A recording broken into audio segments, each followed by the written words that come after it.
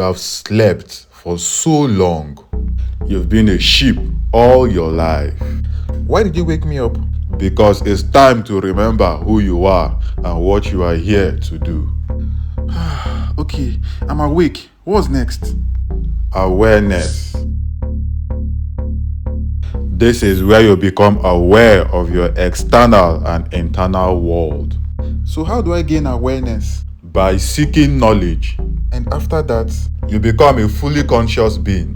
how? Come with me.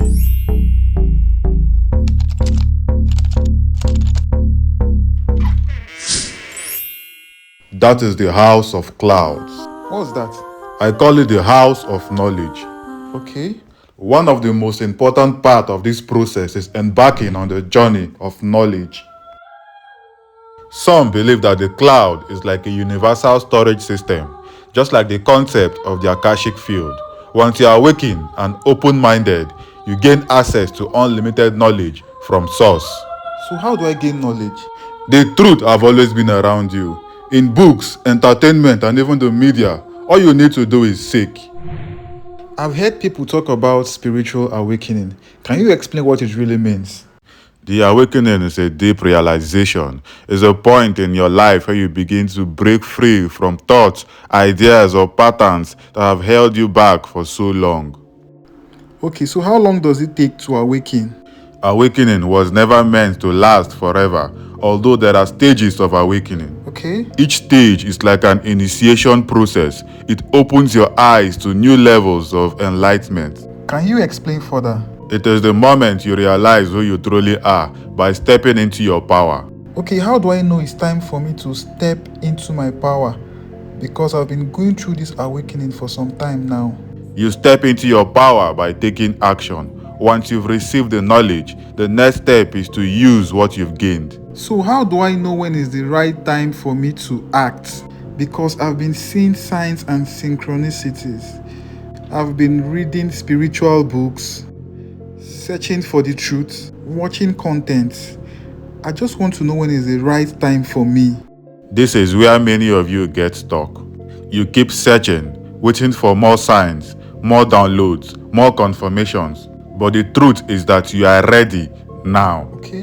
The awakening was just a preparation. It's time to start creating and not just consuming.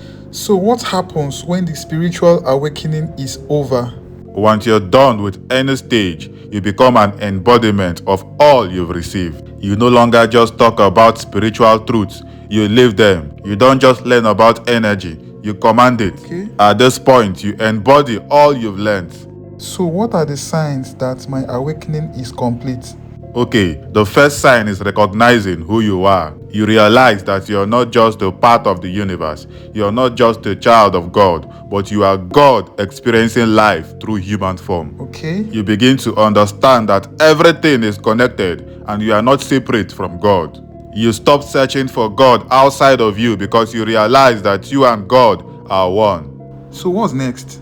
You no longer look for signs and synchronicities to confirm that you're on the right path. You just trust because you know you're exactly where you're meant to be.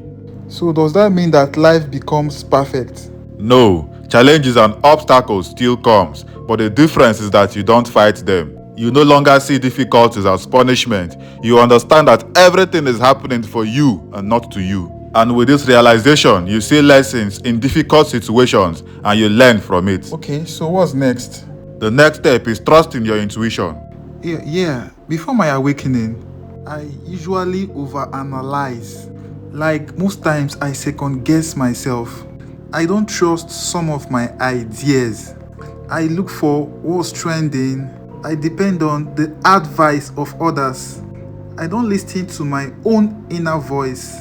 Once you've gotten to a stage where you no longer doubt your intuition, you trust your inner voice to be your guide. You know when a situation or person doesn't feel right.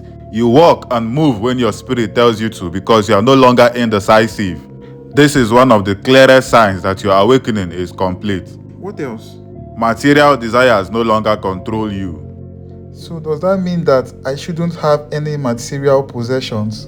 No, it means you don't chase them blindly. You allow them to flow naturally without attachment and desperation. This is what makes abundance find you without so much effort.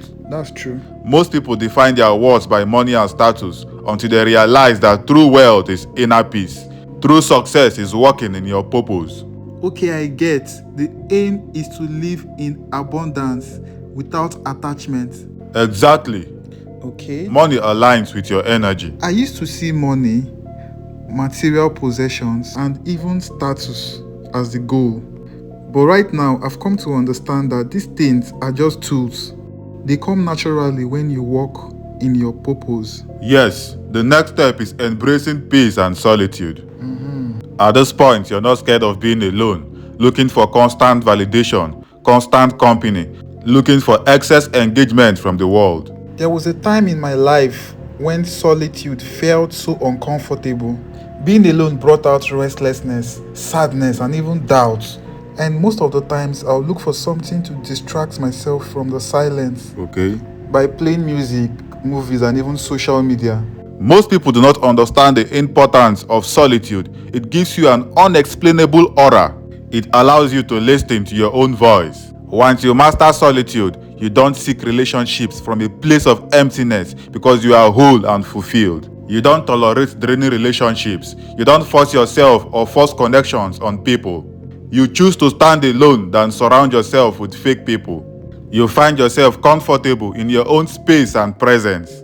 Once you reach this stage, you radiate a profound amount of peace, a quiet confidence, and a kind of energy others can feel but might not be able to explain. Okay? Solitude gives you the chance to ask yourself questions and seek answers from your higher self.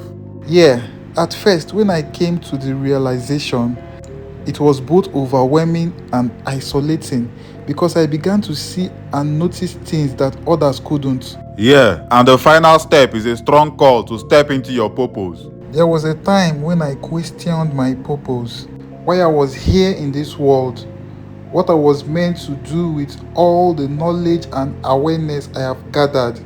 But now I feel an urgent call to step into it. This is the strongest sign that your awakening is complete. This sign cannot be ignored. It shows up in every aspect of your life, your thoughts and emotions. So true. You wake up with a feeling that you're meant to be doing something greater. It comes with an internal pressure saying you were not awakened just to observe, but to act. Yes. Because you've been prepared, guided, and transformed. This calling comes in different forms. A desire to teach, heal, or guide others through your talent, art, gifts, and other forms of creative expressions. But I don't have some of the things I need to start. You may not have all the answers or know every step ahead, True. but you are exactly where you're meant to be because you have the right amount of wisdom, experience, and life lessons to carry out your mission. Great one, the waiting is over, the preparation is done, and your mission begins now. Get my new book, Soul's Rebirth, a personal story of awakening.